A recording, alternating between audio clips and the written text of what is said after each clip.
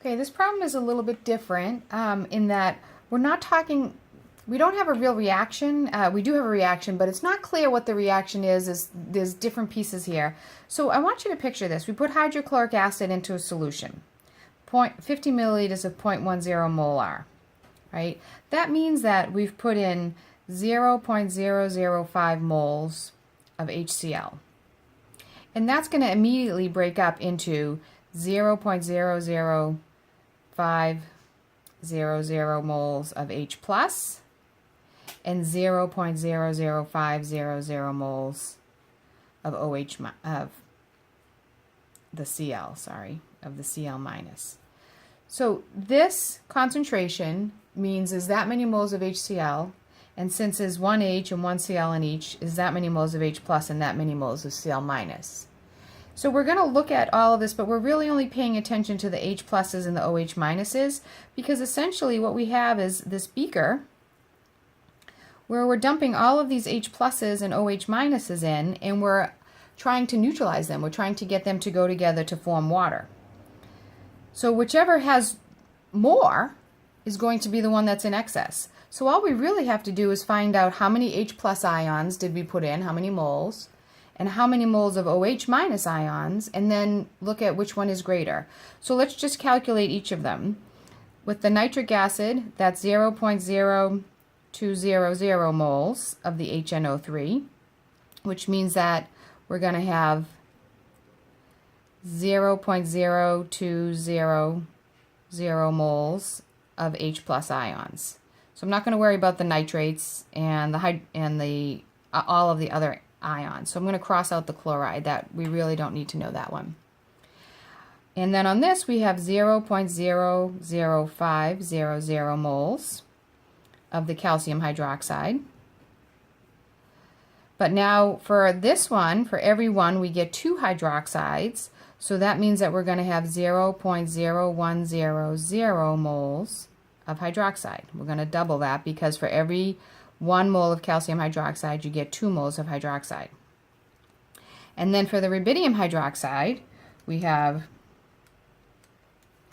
0.0200 moles of the rubidium hydroxide, which means we have 0.0200 moles of hydroxide. So if I think about what I just poured in the beaker, I have 0.00500 H pluses, that's from the HCl. I have 0.0200 H pluses from the HNO3, and these are moles, remember. So when I add those up, keeping my sig figs, I have 0.0250 moles of H plus ions. I also have in this beaker 0.0100 moles of OH minus, that's from the calcium hydroxide. And I have 0.0200 moles of hydroxides from the rubidium hydroxide. So I have 0.0300 moles of hydroxide.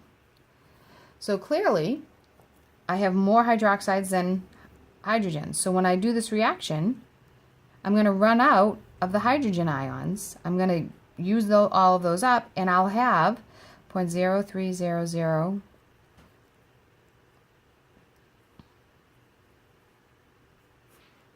0.0050 moles of hydroxide excess. If I put my zeros on here. So when I do that and I subtract, I get 0.0050 moles of hydroxide.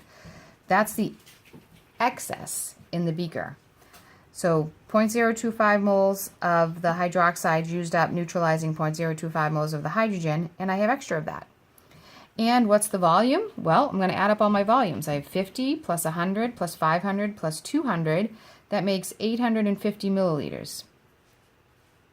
So I have 0.050 moles of hydroxide left in 850 milliliters. All the rest of the hydrogen and hydroxides have got together and made water. So the concentration of hydroxides is going to equal the number of moles over the volume. That's how you get molarity. So 0.0050 moles over 0.850 liters.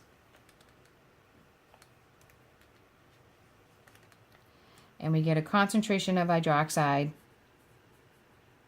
is going to equal 0.0059 molarity.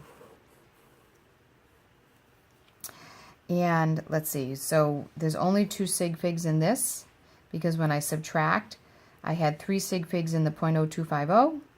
I had 3 sig figs in the 0.0300, but when I subtract, I can't go past that place value.